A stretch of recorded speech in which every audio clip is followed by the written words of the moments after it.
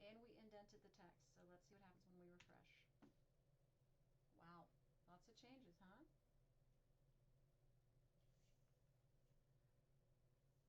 So we go on.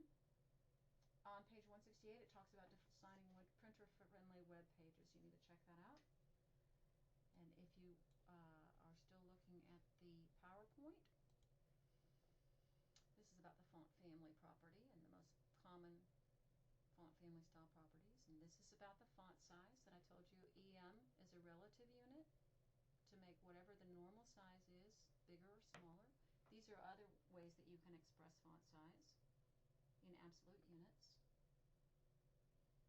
These are the choices for text transform. You can capitalize like this, lowercase, text appears in all caps with uppercase, or none. You would use none if you had previous values stated. Here is where we did the spread heading, if you need to study that a bit more. Here's where we indented text. Here is where we look at line height, which is our next step.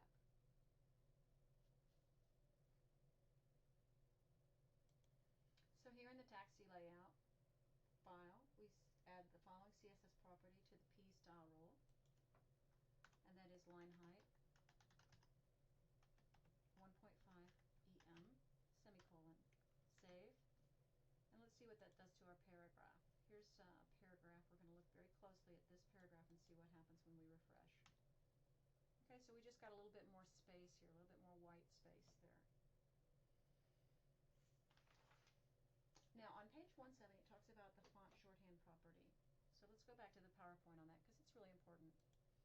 The font property is one of several CSS shorthand properties, and it's where you can put several things in a line, in a row, combine several things in a row. So here we have an example of the fonts listed. We have a font style, a font weight, a font size, and a font family.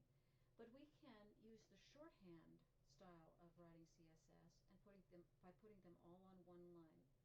Now notice, when we put them all on one line, we take out all these extra semicolons.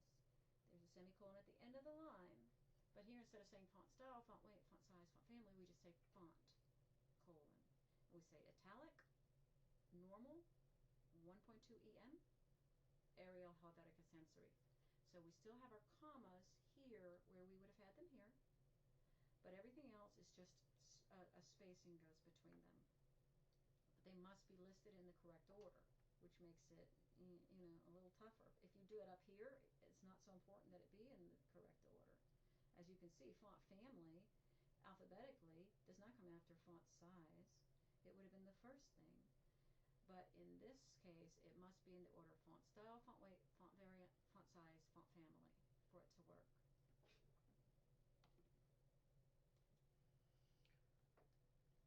Now, if you recall, on page 145, when we created our embedded style sheet before we erased that and went to our external style sheet, we had typed in an H1 style that was a color of orange and a text-aligned center, which had caused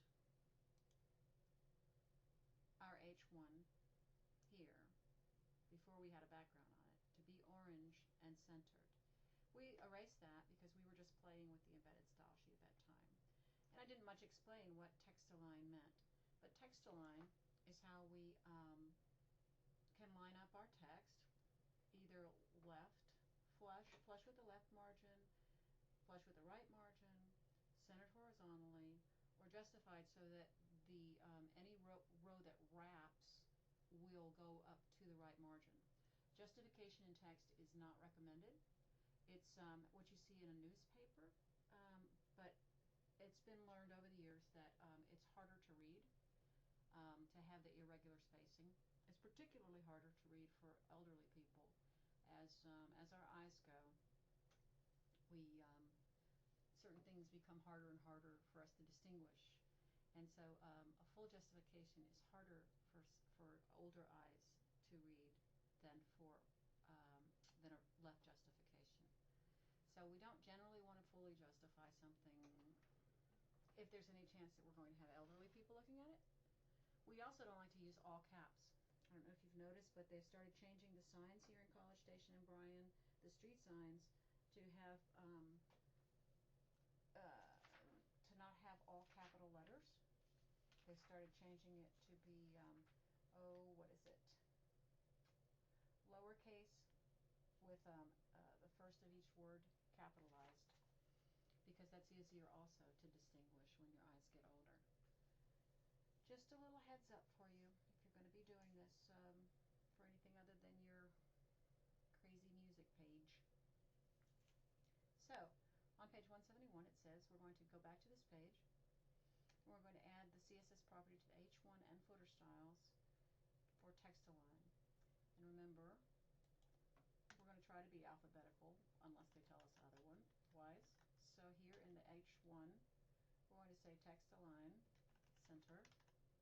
So we're going to put it back in the way it was before, and then we're going to go down to the footer and we're going to say text align center, which I am so relieved because that footer looks dreadful.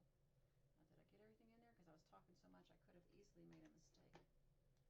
And see how hideous this footer is? Ugh, it's just nasty. It's not lined up properly. It's a different size. It's just disgusting. So we're going to watch as our H1 is centered and as our footer is centered by F5, and there they are. So isn't that much nicer and neater? On page 172, the text talks about removing the underlines on links. The underlines on links are called text decorations.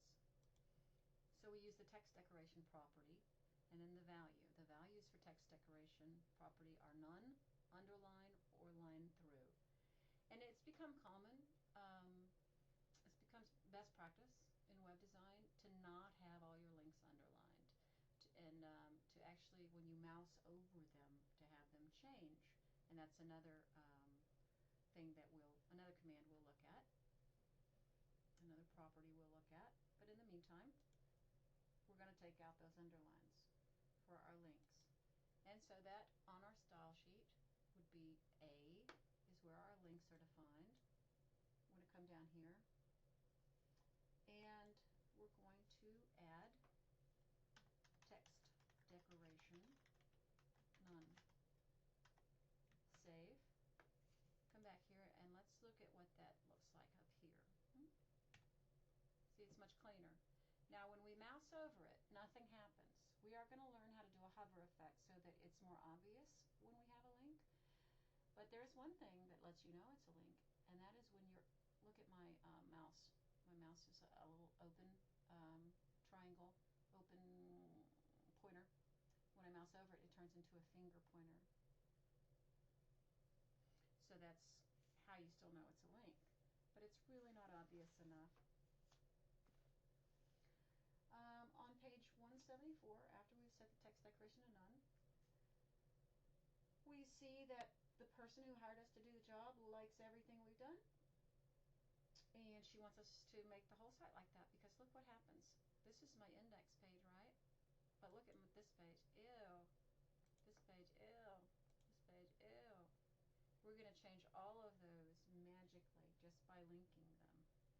So come back to here, to our index page, grab that link,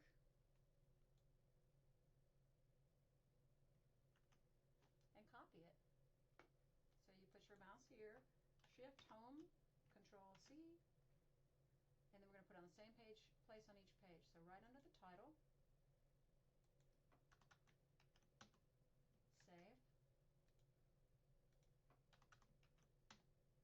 save, save. Obviously we're not going to put it on this page. Now let's go back and see what happens. When I refresh this page, gorgeous. And all of the pages are now refreshed and beautiful. We have a nice theme for our site, don't we? So this is why we use CSS.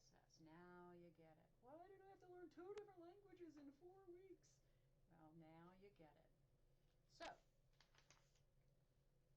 you're going to validate this, and then you're going to zip and submit your files. So congratulations on another job well done.